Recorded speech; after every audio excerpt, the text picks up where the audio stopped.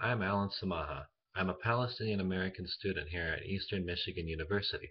I have been authorized by this report by Professor Kostas Voutsas of Dickinson State and Eastern Michigan University to explain and address the external factors that surround McDonald's Corporation.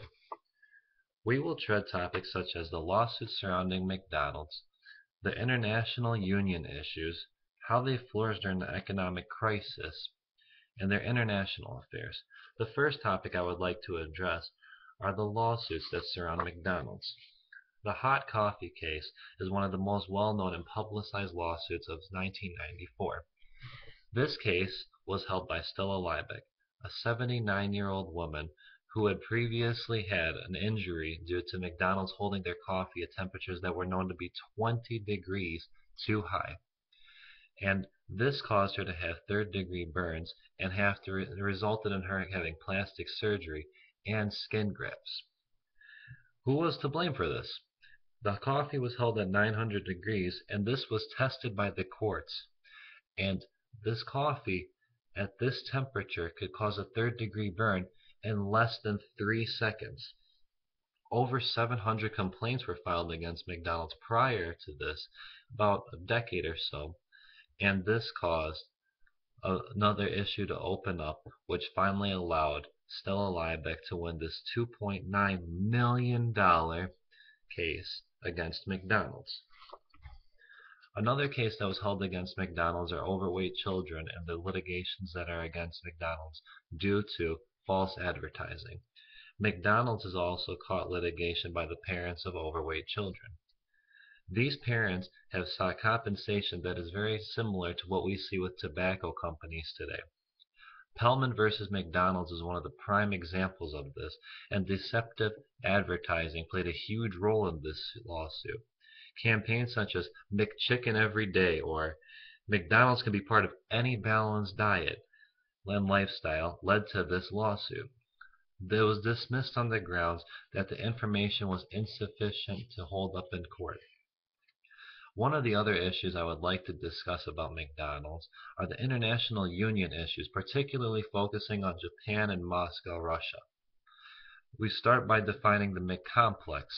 This term is used to encompass all of the disputes that surround McDonald's Corporation in terms of their union disputes in Moscow, Russia.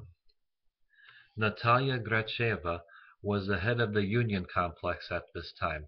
She was offered a promotion by the head of the McComplex if she were to step out of the union, and when she refused, her daughter's very life was threatened. Another prime issue is one of the workers in Moscow who was remained unnamed. He has been fired because he had decided to switch to the union.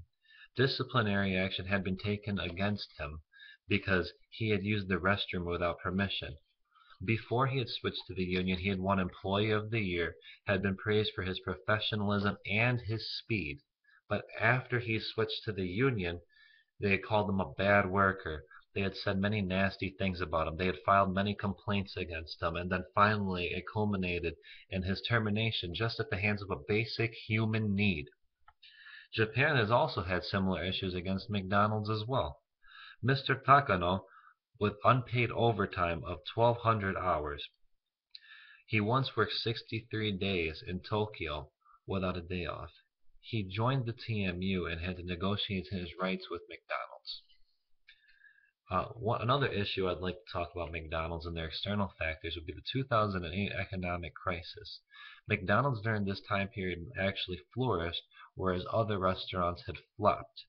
The fast, cheap dining model that McDonald's provided was very convenient. The food was fast, it was cheap, and the business model had been set up in a way that pre-existing to the 2008 economic crisis had benefited. Whereas casual dining restaurants that might have been a little more expensive, such as Ruby Tuesdays, Applebee's, Red Robin, and the like, were actually plummeting during this time period because they were not seen as convenient. Fast times meant fast measures, and desperate times meant for desperate measures. While everybody was out there saving money, the cheap food of McDonald's that had been going around for the last 20 years had already been a convenient business model for them.